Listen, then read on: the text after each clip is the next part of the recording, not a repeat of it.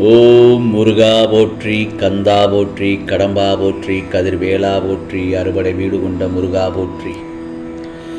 என் செல்ல பிள்ளையே, சவால் விட்டு சொல்கிறேன் கேள். இன்று இரவுக்குள் ஏதாவது ஒரு ரூபத்தில் நான் வந்து உனக்காக வழிகாட்டுவேன். ஆம், இந்த முருகனின் அதிசயத்தை தவற விட்டு விடாதே என் செல்லமே. எதற்கெடுத்தாலும் ஒரு சலிப்பு என் செல்ல பிள்ளைக்கு. என்ன வாழ்க்கை இது, என்ன உலகம் இது என்று ஒவ்வொன்றாக தோன்றுகின்றதா உனக்கு? அப்படி என்றால் பிழை உன்னிடம்தான் உள்ளது. உன் இலக்கை சரியாக தேர்ந்தெடுத்து அதை நோக்கி பயணம் செய். செயல்களின் வடிவம் சிந்தனையில் இருந்துதான் ஆரம்பிக்கின்றது. காலம் தாழ்த்தாதே. வாழ்க்கையை வீணடிக்காமல் பயனுள்ளதாக மாற்றிக்கொண்டால் உன் எதிர்காலம் செழிப்புடன் இருக்கும் என்பதில் சந்தேகம் இல்லவே இல்லை. சோர்வு, ஆம் செல்லமே, சோர்வை என்றும் வளர்க்க விடாதே.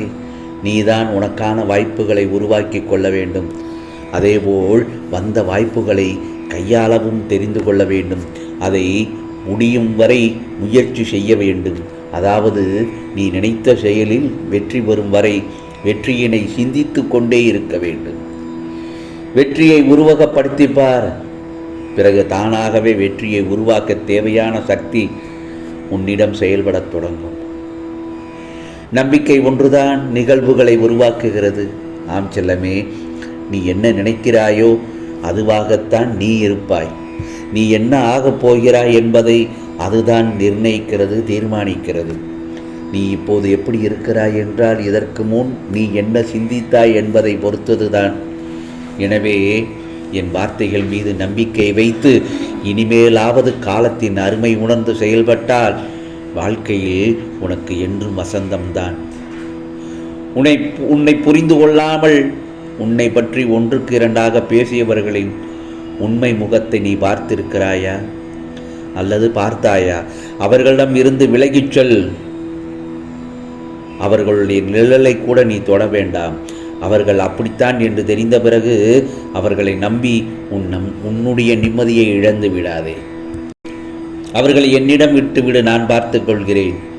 நம்பிக்கை துரோகம் செய்தவர்களுக்கு நான் நிச்சயமாக பாடம் புகட்டுவேன். ஆகவே என் செல்லப்பிள்ளையே, நீ ஒருபோதும் வருத்தப்படாதே. அவர்கள் அப்படி பேசினார்கள் என்றால் அது உண்மையாகி விடுமா? எனக்கு தெரியும் என் செல்லப்பிள்ளை எப்படி என்று. ஒருபோதும் கண்கலங்கக்கூடாது. அவர்களுக்கு நான் புரிய வைக்கின்றேன். என் வாழ்க்கையில் மட்டும் ஏன் இவ்வளவு கஷ்டங்கள்? நான் என்ன தவறு செய்தேன்? இந்த நிலை எப்போது மாறும்? என் வாழ்க்கையின் தரம் எப்போது உயரும்?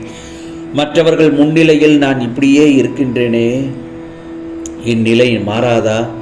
நானும் நிம்மதி சந்தோஷத்துடன் வாழ மாட்டேனா என்று அனுதினமும் என்னிடம் அழுது புலம்பிக் கொண்டிருக்கிறாய். இந்த முருகப்பெருமான் அதையும் பார்த்து கொண்டுதான் இருக்கிறேன். கவலைப்படாதே. இதோ உன் வாழ்க்கையின் மாறுதலுக்கான வேலைகளை இந்த முருகப்பெருமான் துவங்கிவிட்டேன். இனி அனைத்தும் சுபமாகத்தான் முடியும். ஆகவே எத்தனை துன்பங்கள் வந்தாலும் என் முருகப்பெருமான் என்னை கரையேற்றி விடுவார் என்ற நம்பிக்கை, உன் தன்னம்பிக்கையே இனி உன் வாழ்க்கையை சந்தோஷமாக வாழ வைக்கப் போகிறது. மகிழ்ச்சியுடன் கேள் என் செல்லமே. உனக்கு எல்லாவற்றையும் நான் செய்து முடிக்கத்தான் நான் உன் வீடு தேடி வந்துள்ளேன். வாழ்க்கை என்பது நெடுந்தூர பயணம்தான். அந்த பயணத்தில் சில இடங்களில் வலி மிகுந்ததாகத்தான் இருக்கும். அந்த நேரம் மனதை தளர விட்டு விடக்கூடாது. நிச்சயம் அவை உன்னை பலவீனமாக்கத்தான் செய்யும். உன்னை பக்குவம் அடைவதற்கும் சில விஷயங்களை புரிய வைக்கவும் தான் இந்த மாதிரியான நிகழ்வுகள் உனக்கு நான் நடத்தி காட்டுகிறேன். உன்னை தேடி நல்ல செய்தி வரும். உன்னையும் உன் குடும்பத்தையும் நான் பாதுகாத்து வருகிறேன். இதோ புதிய நேரம், புதிய நாள் என அனைத்தும் நல்லதே நடக்கும். என் செல்லப்பிள்ளை, நீ நன்றாக இருப்பாய். நல்ல காலம், நலமான வாழ்வு நிச்சயமாக உனக்கு உண்டு. பிறருக்கு உதவும் வாய்ப்பை இந்த முருகப்பெருமான் உனக்கு கொடுத்தால் அதை கண்ணியத்துடன் செய். தைரியமாக இரு, கவலையை விடு. உனக்கு நான் காவலாக இருப்பேன். பொறுமையையும் பக்தியையும் ஒருபோதும் கைவிட வேண்டாம். எதுவும் உனக்கு கிடைக்காமல் போகாது. நடக்குமா நடக்காதா என்று நீயாக கேள்வி எழுப்பி யோசிக்க தேவையில்லை. உனக்கானதை தக்க தருணத்தில் கைமேல் கொடுப்பேன். யாம் இருக்க பயம் ஏன்? உன் வாழ்வில் நீ நன்றாக இருப்பாய். நீ நினைத்ததெல்லாம் நிச்சயமாக நடக்கும். உன் நிலைமையை சிறப்பாக மாற்றப் போகிறேன். இதோ உனக்காக ஒவ்வொரு நொடியும் உதவி செய்வேன். எத்தனை துன்பங்கள் வந்தாலும் அதை தைரியமாக கடந்து செல். அதிசயம் வந்து கொண்டிருக்கிறது. என்னை முழுமையாக நம்பு.